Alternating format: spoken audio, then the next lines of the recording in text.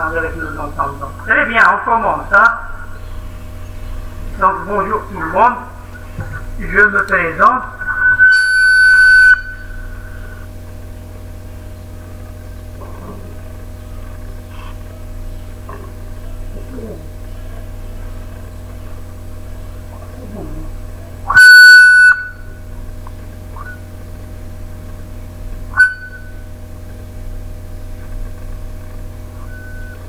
On a un problème de micro.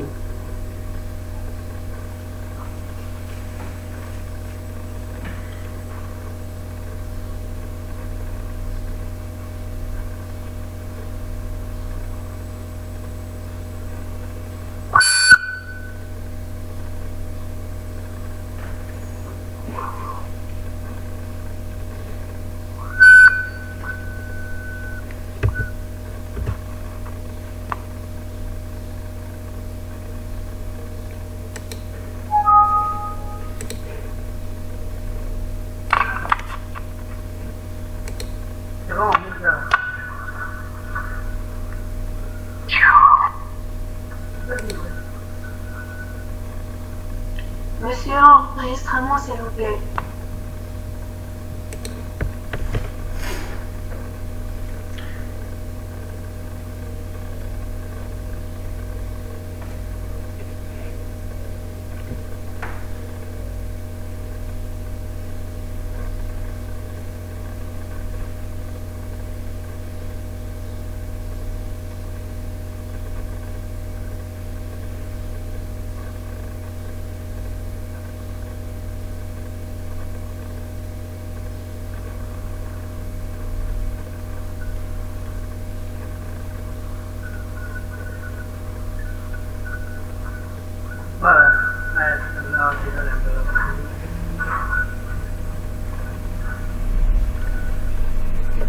Voilà, parfait.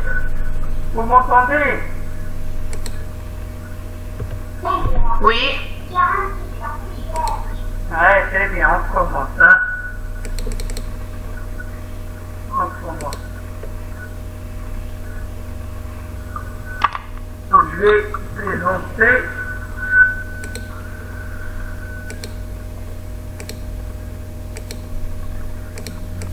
Donc, je suis professeur Boisier et je suis de chef service de neurochirurgie. Je vais vous donner un cours sur l'histoire de la médecine. L'intitulé du cours, c'est la médecine à travers les âges. Jusqu'à présent, c'est bon, vous m'entendez? Oui, monsieur. Oui. Allez, j'enchaîne. Donc, vous voyez bien qu'il y a un problème, le son pas bien. Et comme ça va? C'est bon là? Oui, le son, ça va, monsieur. Si le son vous convient, vous me le dites. Hein. S'il ne vous convient pas, vous le dites aussi. Merci, monsieur. Allez, je vais commencer. Enregistrement, j'enregistre.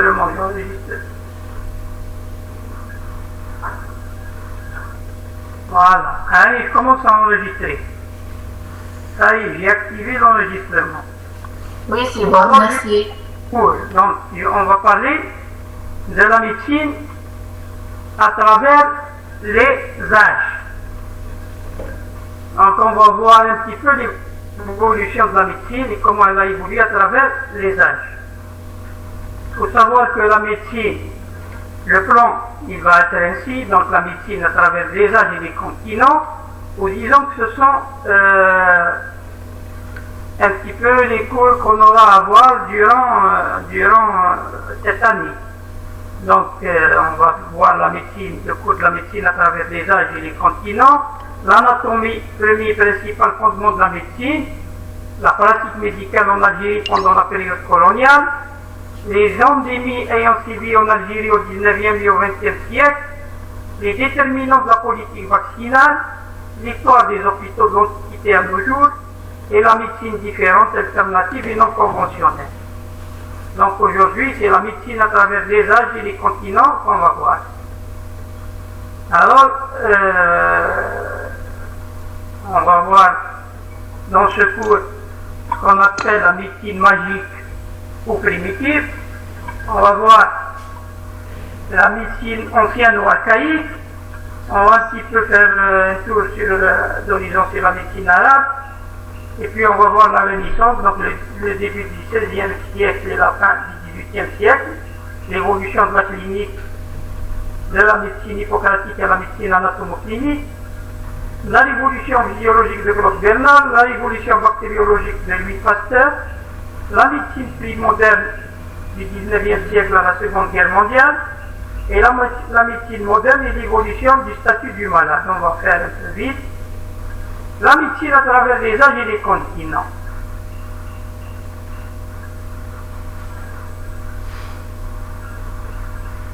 La médecine magique ou primitive.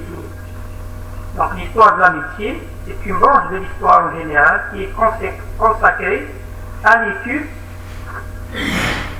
des connaissances et des pratiques médicales et chirurgicales au cours du temps. Donc on va voir tous ces branches, à savoir la médecine, la pharmacie, la médecine dentaire et la médecine mentale ou la psychiatrie. Je continue. C'est bon jusque-là?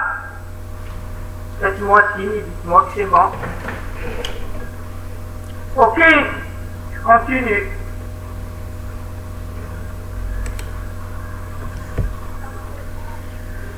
Alors, au cours de l'histoire,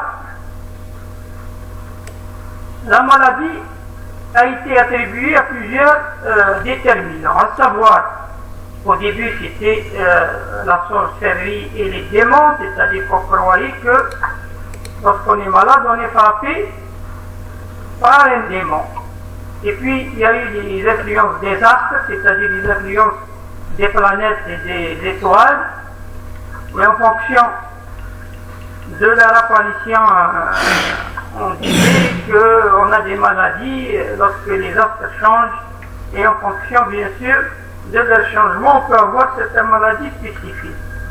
On a attribué ça aussi à la volonté de Dieu et à d'autres croyances de l'époque. Mais malheureusement, ces croyances sont valables jusqu'à présent. On a les mêmes croyances et on croit toujours aux maladies liées aux démons, aux influences astrales, etc.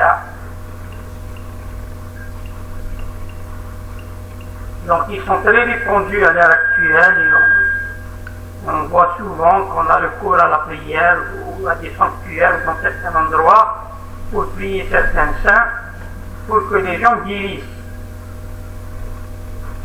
En parallèle, on a actuellement une médecine qui est très développée sur le plan technologique, aussi bien pour avoir des diagnostics que pour traiter des malades avec de gros moyens, des appareils très très importants.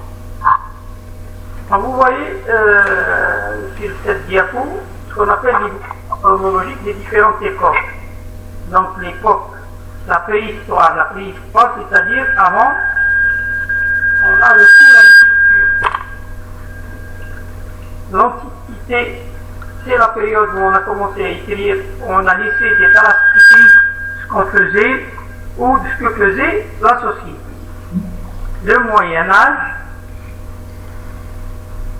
on a l'âge moderne et l'âge contemporain actuel ou l'âge actuel. D'accord?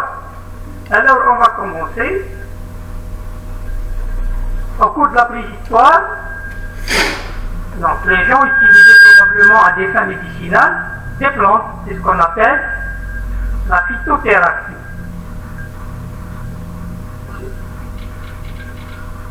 Donc il y a eu une accumulation d'essais et d'erreurs, et on en a constitué une base de connaissances qui s'est constituée progressivement dans les communautés tribales et qui permettait de traiter certaines maladies. Cette connaissance a été transmise, disons, dans la même famille, parfois à des gens qu'on appelait des initiés, et qui sont devenus par la suite des guérisseurs, des magiciens ou des chamans, en fonction des lieux et des époques. On a trouvé les traces de certaines techniques chirurgicales, à l'époque surtout néolithique, et les traces les plus probantes c'était la trépanation qui était pratiquée d'une façon très courante dans certaines régions de la planète, et elle portait des marques de guérison, c'est-à-dire que les gens qui ont été soignés ont survécu et ont mené une vie quasi normale jusqu'à leur mort, puisqu'il y a une cicatrisation au niveau de ces cicatrices. Donc, puis la question qui est posée, est-ce que cette réparation était à visée médicale ou à visée rituelle? Donc, il y avait, dans certains cas, on faisait une réparation pour laisser sortir les démons, etc. Ou bien c'était des réparations qu'on faisait qui étaient liées à des processus ou éventuellement des collections de sang ou des abcès qu'on évacuait à travers ces traitements. L'époque néolithique, elle est marquée surtout par des peintures rupestres, donc les gens ont laissé des traces sur les murs et sur et elle était marquée surtout par le travail du silex, etc. On faisait des flèches en silex, etc. Hein? Donc on a développé durant cette époque-là un certain nombre d'outils qui étaient utilisés par les contemporains de l'époque. Hein? Donc il était un petit peu des traces écrites sur les murs, en dessinant, à travers les âges, à travers les âges. Des traces d'objets ou d'outils qu'on trouvait qu'ils utilisaient normalement au cours de la vie quotidienne. Et puis on passe à autre chose, donc la médecine ancienne ou archaïque, qu'on appelle donc on va parler de l'Antiquité. Donc l'Antiquité, vous connaissez sûrement ce terme, on parle des Antiquités lorsqu'on parle des objets très anciens. L'Antiquité, elle est caractérisée par la dominance de l'Empire babylonien, et au cours de l'Antiquité, il y a eu l'invention de l'écriture et on a des traces écrites de ce qui se passait à l'époque. Il y avait des lois, des accords, et il y avait une vie sociale qui était bien organisée et qui répondait à une certaine organisation.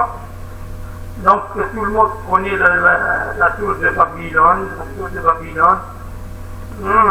C'est le roi babylonien qui voulait construire une tour qui arrive au ciel.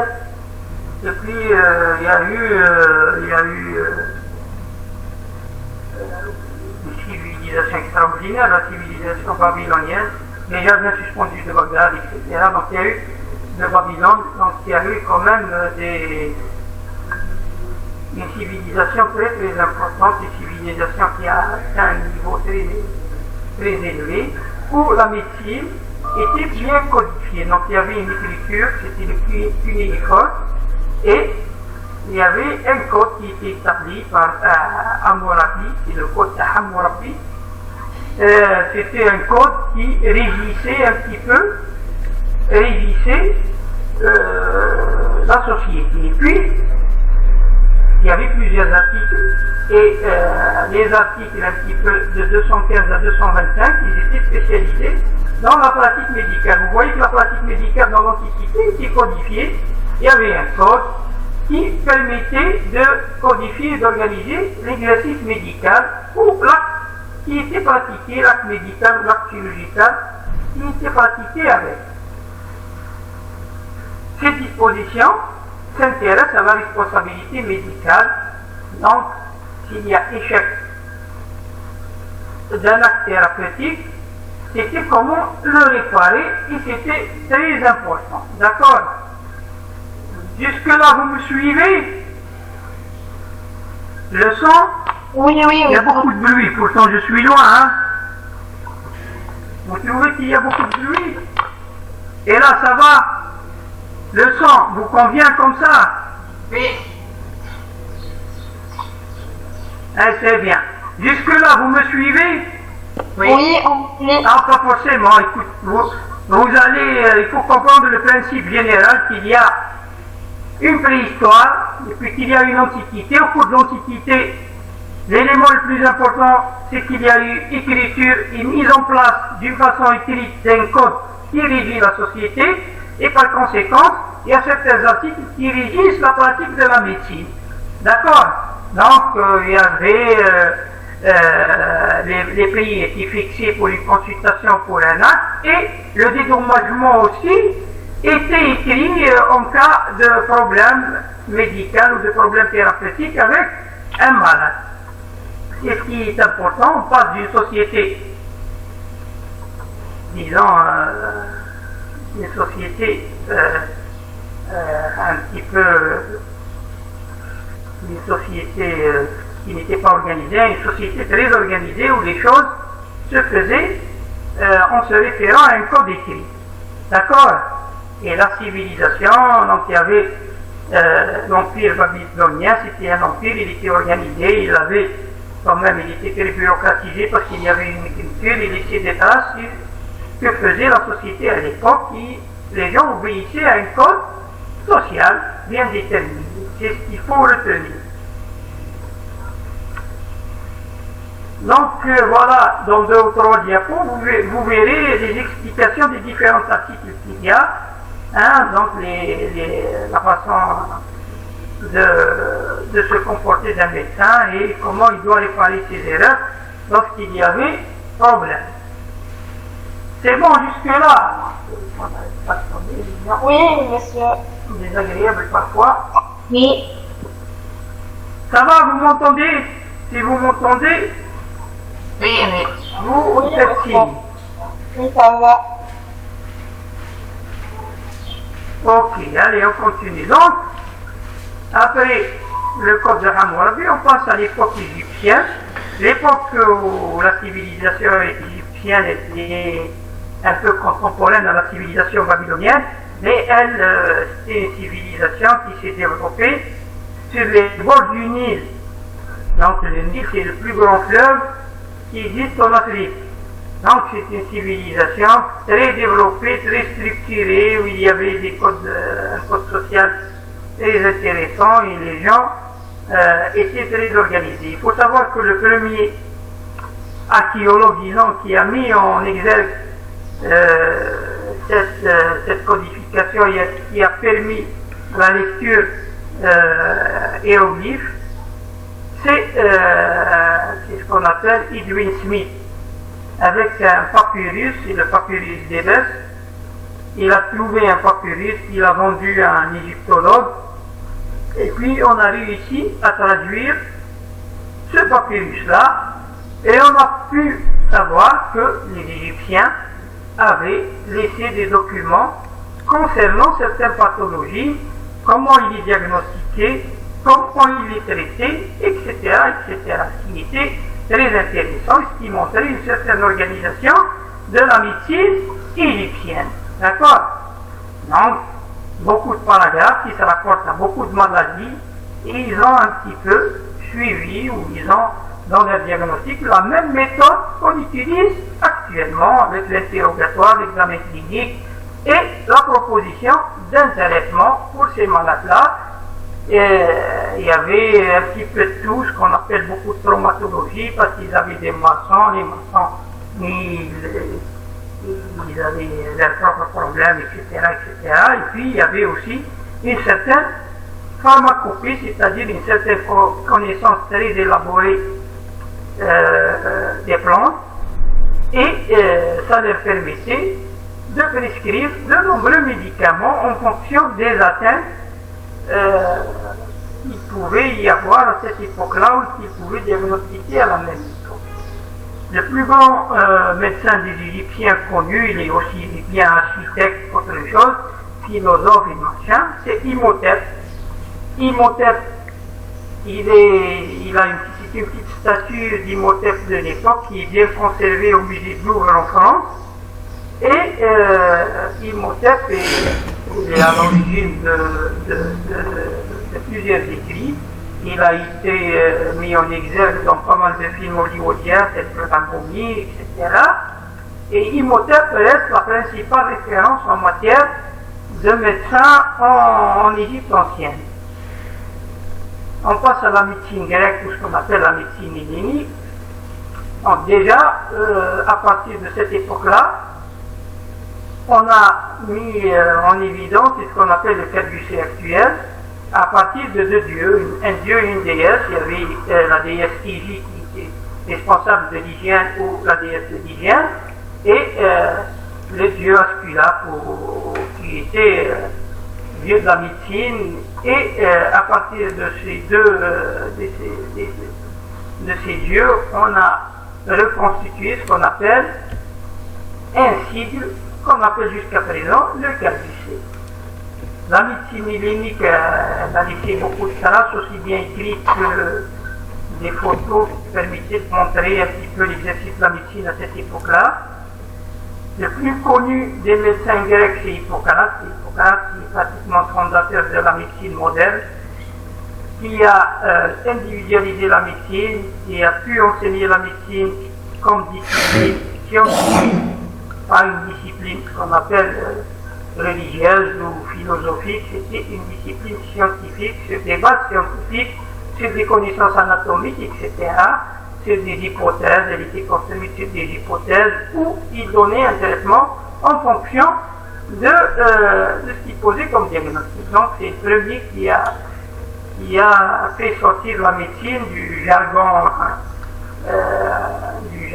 de sorcier, etc., à une médecine, une pratique régulière. Il a même, ou il est à l'origine de ce qu'on appelle un serment spécifique au médecin, un serment qui se pratique jusqu'à présent, c'est ce qu'on appelle le serment d'Hippocrate, qui est une obligation pour les médecins à se conformer à ce serment jusqu'à présent. Il y avait même des consultations et des premiers vestiges des hôpitaux où on recevait beaucoup de malades et on les traitait pendant un certain temps.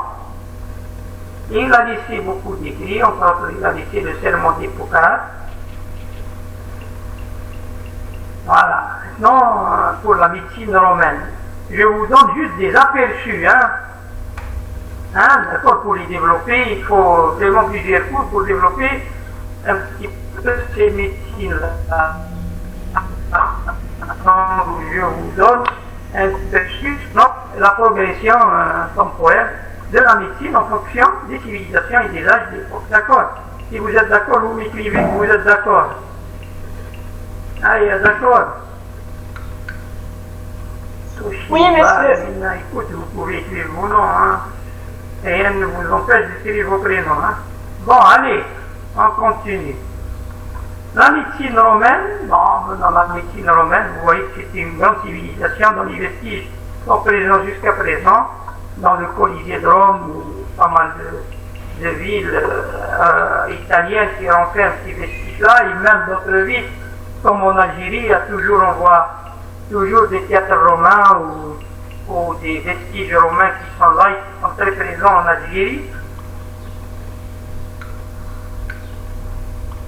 Et parmi la civilisation romaine qui a dominé le bassin méditerranéen, et ils ont colonisé une partie de la Grande-Bretagne.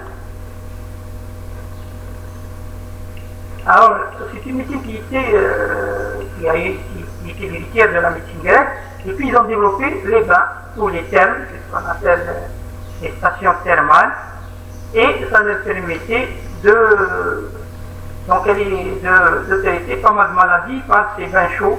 Ils profitaient des sources chaudes qui venaient des régions volcaniques. En Algérie, on a plusieurs sources, que ce soit à Guelma à côté qui renferme quand même plusieurs sources thermiques, ou bien à Zaba ou d'autres villes en Algérie qui ont des sources chaudes, et ils ont profité pour faire des bains publics, des bains privés, où les gens venaient et se traitaient, aussi bien pour des maladies rhumatismales ou pour d'autres maladies, et ça marchait très bien.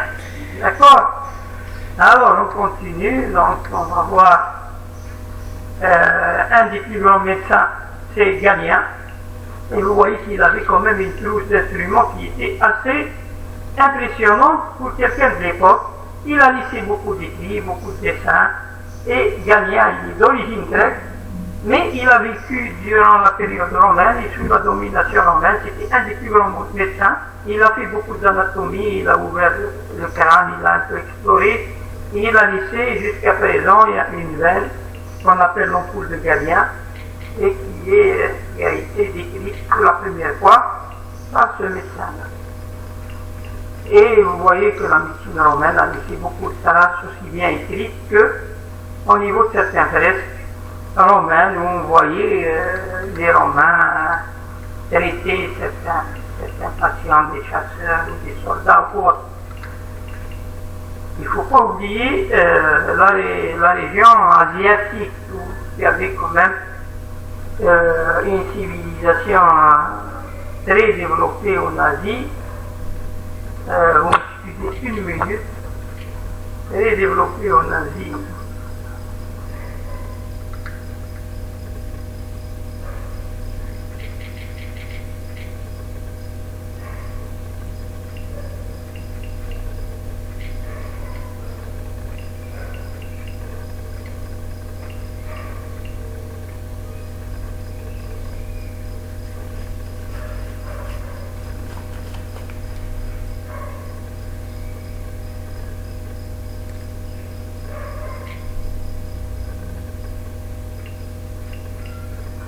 Donc, je continue. Donc, la Chine, il ne faut pas oublier qu'en Chine, il y a eu une civilisation très développée.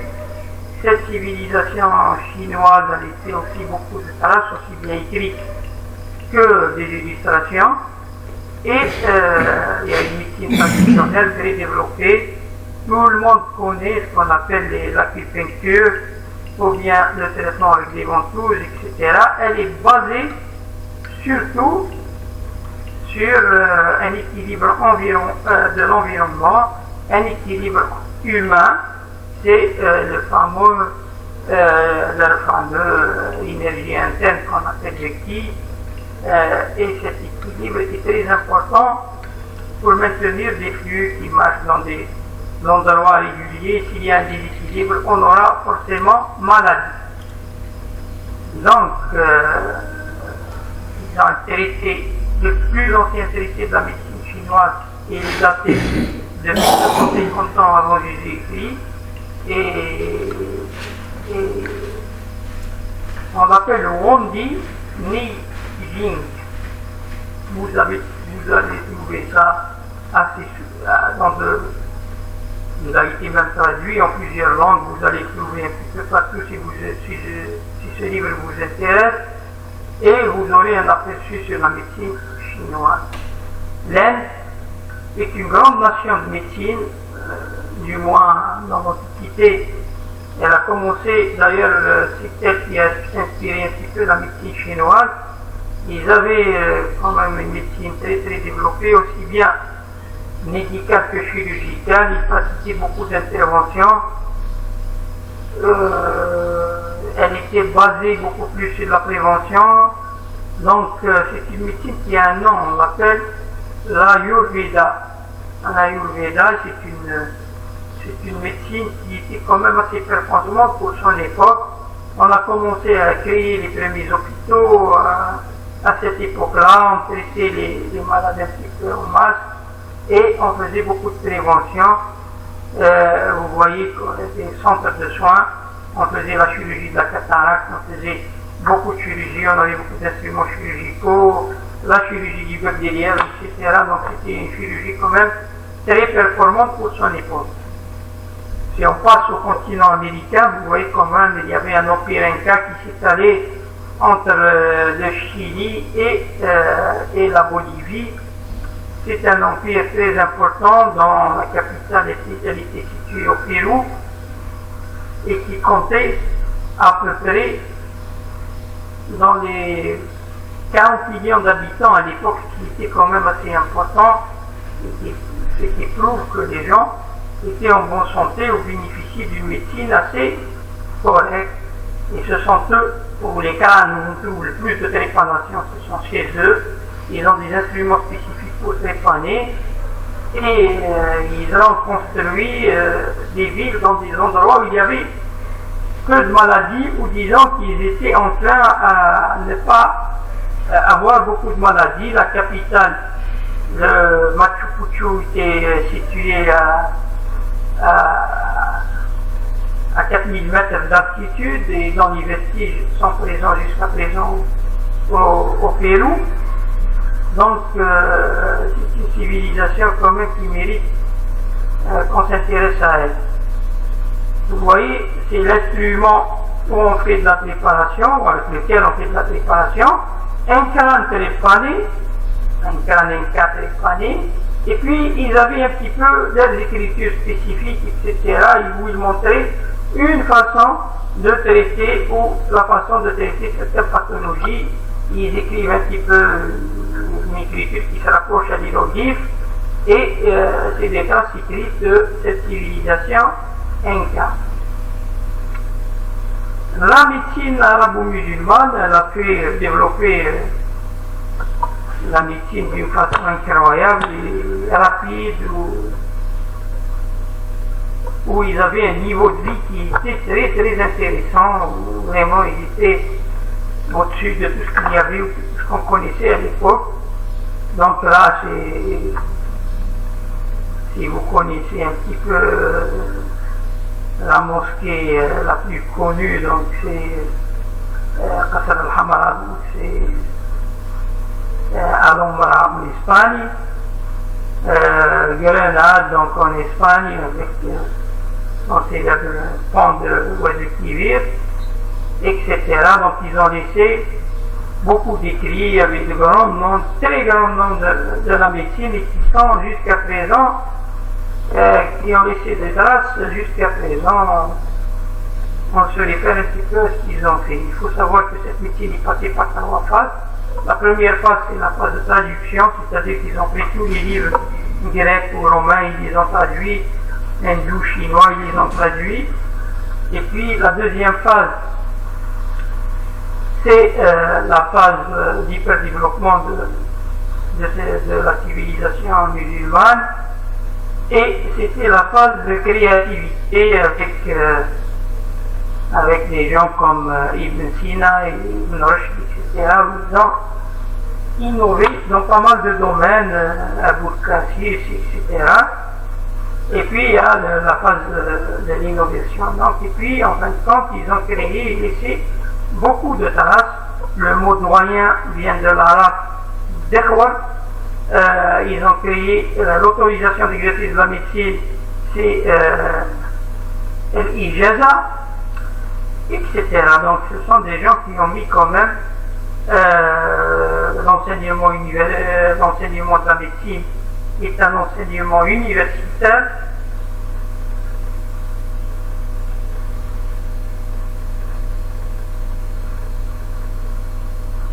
Alors, s'il y a quelqu'un qui me demande de répéter un petit peu ces phases, il y a eu 3 phases. La première phase, c'est la phase qu'on appelle de la traduction, c'est-à-dire que les savants arabes, ils ont traduit tous les écrits des civilisations avant eux, romaines, grecques, hindous, chinoises.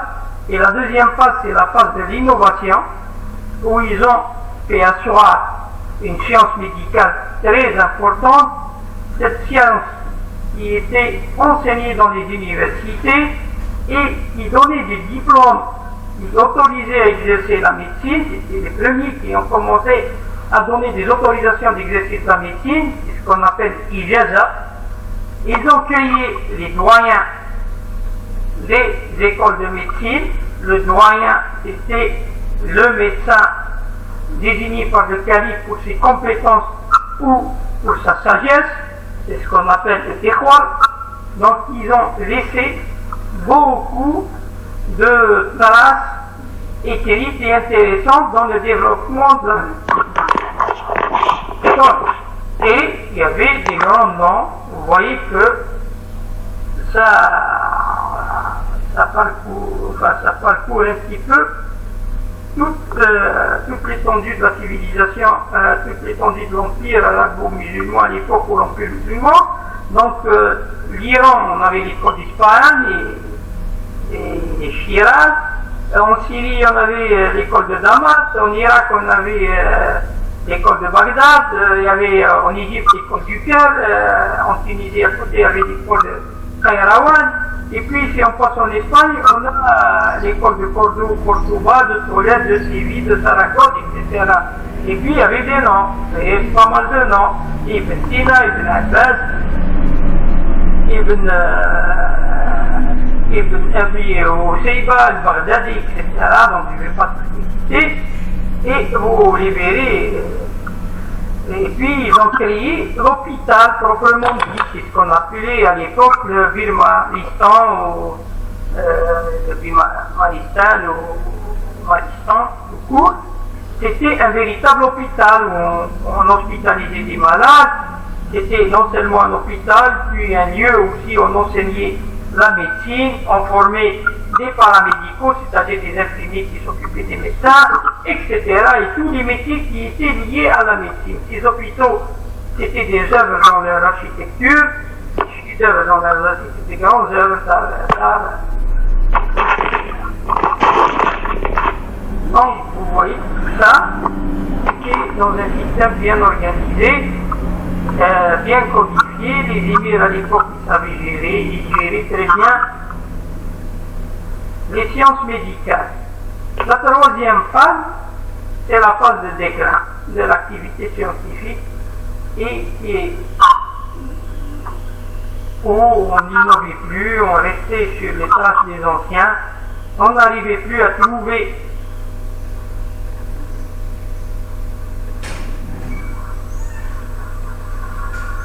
Vous me demandez des détails. Je vous ai déjà dit qu'il faut apprendre les principes généraux, pas rentrer dans les détails. On va vous demander peut-être quelles sont les phases les plus importantes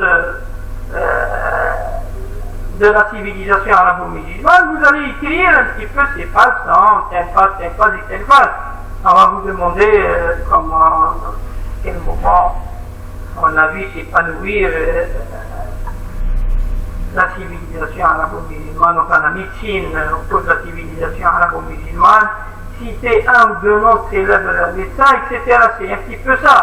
D'accord? Donc vous n'allez pas me demander à chaque fois qu'est-ce que je dois apprendre. Vous n'apprenez rien, vous lisez et vous retenez les phases, les dates, enfin les dates non, mais surtout les étapes importantes de telle ou telle civilisation. Écoutez, la médecine n'est pas un apprentissage, on n'apprend pas bêtement pour restituer ça au cours de l'examen. On apprend à lire et à synthétiser ce qu'on doit retenir et ce qu'on ne doit pas retenir. D'accord? Oui, monsieur. C'est bon, je continue. Vous avez d'autres questions? Oui, ça va, monsieur. Je vais continuer parce qu'il ne me reste pas beaucoup de temps avec vous. Allez, je vais continuer. Donc la troisième phase, c'est la phase de déclin scientifique. Allez.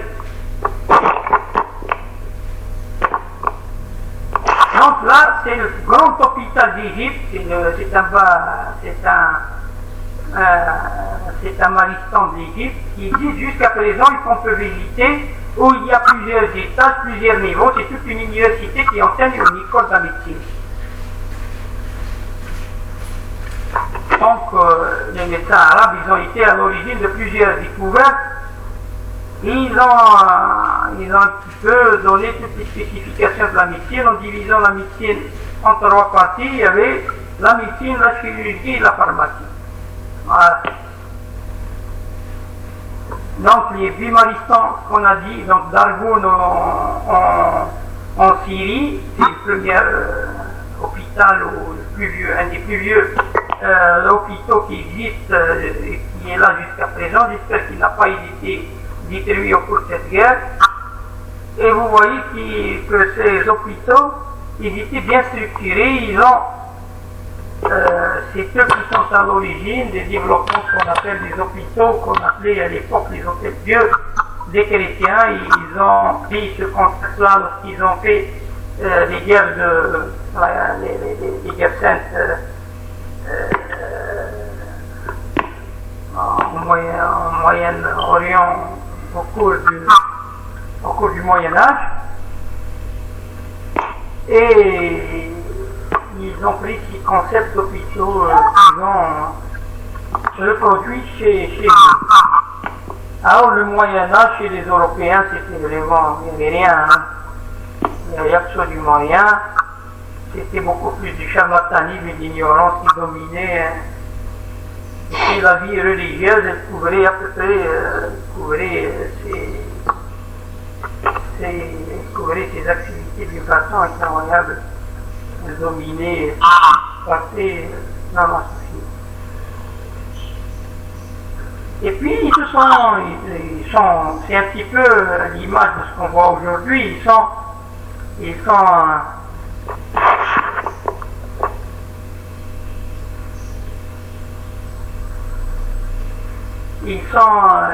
Européens sont partis s'instruire en Espagne, qui était juste à côté. Ils ont pris beaucoup des Arabes et au cours des siècles, ils ont construit quand même une médecine chez eux. Une médecine, qui s'est bien exprimée, ce qu'on appelle à l'époque de la Renaissance, c'est ce qu'ils appellent l'époque de la Renaissance, eux. Donc Renaissance, pourquoi? Parce que pour eux, la civilisation s'est terminée avec la civilisation grecque, et il y a eu une renaissance de cette civilisation au début du XVIe siècle. Hein, d'accord? C'est pour ça qu'ils appellent cette période du début du XVIe siècle jusqu'à la fin du XVIIIe siècle époque de la Renaissance. Et vous allez voir que la médecine, elle a commencé à avoir des résultats dans cette société-là. Alors, je vais vous parler d'un médecin qui est très connu à l'époque, c'est André Vézal. André Vézal, c'était un anatomiste belge, mais c'était le premier qui a commencé à disséquer des cadavres. Et il prenait des notes, il faisait des schémas, il a écrit un livre qu'on appelle Le corps humain, la fabrique du corps humain. En latin, c'est De Humani Corporis Fabrica Liberi Septem. Voilà, donc André Vézal, c'était un des premiers anatomistes qui a commencé à implanter l'anatomie dans la médecine. Il disait qu'on ne pouvait pas apprendre la médecine si on ne fait pas de dissection et on ne voit pas ce qui se passe à l'intérieur de l'homme. Quand il meurt malade, on doit savoir de quoi il est mort. C'était un petit peu les niches des autopsies, etc. Donc, Ambroise Paré est un chirurgien militaire, et puis il a commencé, il a vu que lorsqu'on brûlait la partie qui saigne, le sang s'arrêtait, donc il a compris que pour arrêter un saignement, il faut soit cautériser, soit ligaturer le vaisseau qui saigne. Et ça a permis d'avoir toutes les perspectives chirurgicales de l'époque. Alors il y a plein de gens, et puis on va en parler, ceux qui ont commencé à s'intéresser de près à la syphilis, etc. Donc il y a eu pas mal de gens, vous allez voir et lire un petit peu c'est concernant la Renaissance, ces petits machins concernant la Renaissance. Il y a eu pas mal de découvertes jusqu'à ce qu'on arrive à Leeuwenhoek, c'est un drapier, donc c'est quelqu'un qui lavait les draps et qui fabriquait des draps, et il a mis au point un appareil qu'on a appelé le microscope, qui permettait à ce drapier-là de voir les petites bestioles qu'il ne voyait pas à l'œil nu pour nettoyer ses draps. Et le microscope a donné un nouveau souffle à la médecine. Donc on arrive à Jenner et la vaccination, et puis Claude Bernard, c'est quelqu'un qui est très connu, c'est un médecin français, et qui s'intéressait beaucoup à la physiologie, c'est-à-dire comment les organes marchaient ou comment on avait cette organisation des différents organes qui marchait d'une façon qui paraissait quasi automatique, comme s'il était programmé pour marcher, pour faire marcher l'être humain. Donc, vous allez voir tout ça. Laennec, l'inventeur du stéthoscope. Virchow, c'est celui qui a trouvé les cellules, le développement, le phénomène de production de cellules et comment ils se développent. Koch, c'est les études sur le bacille de Koch et la lutte contre la tuberculose. Louis Pasteur, c'est un pharmacien que vous connaissez tous et qui a mis le premier vaccin contre la rage. Il a mis aussi le procédé de pasteurisation. Et puis on passe à la médecine qu'on appelle moderne, qui va du 19e siècle jusqu'à la Seconde Guerre mondiale. Ça va, vous me comprenez là, vous me suivez? Allez, faites-moi un signe. Si vous écrivez, on clique. Oui. Très bien. On continue, allez, on continue, on va terminer bientôt, je ne vais pas vous retenir très longtemps. La Seconde Guerre mondiale, du 19e siècle, vous allez voir qu'il y a beaucoup de gens. Lister, qui est à la base de tout ce qui est propreté, aussi bien des mains que des instruments ou tout ce qu'on utilise en médecine. D'accord?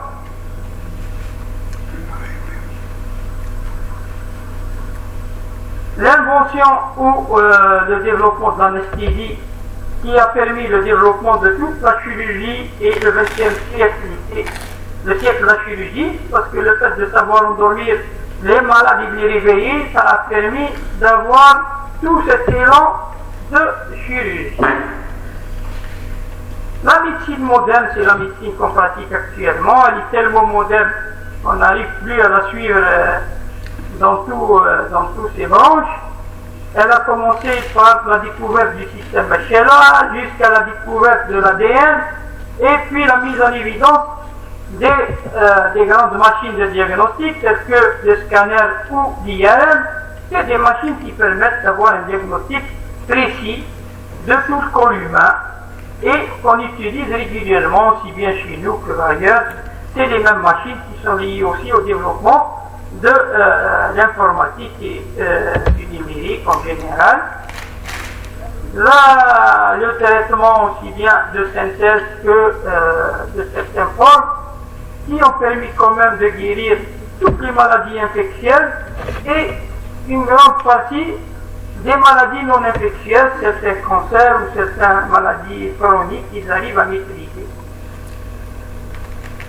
Donc le progrès est toujours là, et puis vous voyez qu'on est quand même au siècle de la biologie moléculaire qui permet d'avoir des traitements individualisés ou des traitements pour traiter maladies chez un chétif.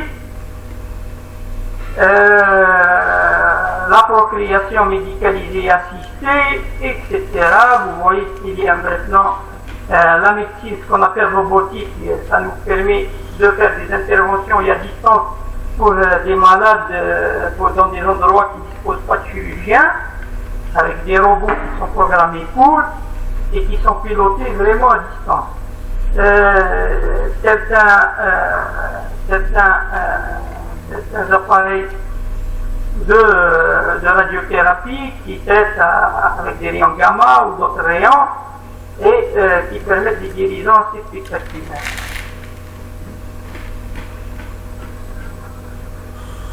Voilà, on a fait un petit peu, maintenant on est au stade de la santé, la simulation dans certaines pathologies, etc. Ça c'est pour les progrès dans l'enseignement et je suis sûr qu'il y aura plusieurs autres progrès à l'avenir. Alors, vous avez compris jusqu'à présent, vous avez une idée sur la médecine et sur son évolution. Si vous avez des questions, alors vous avez 2 minutes à poser des questions. Je vous remercie et on se verra tout à l'heure pour un deuxième cours pour aujourd'hui. Allez, au revoir. Au revoir.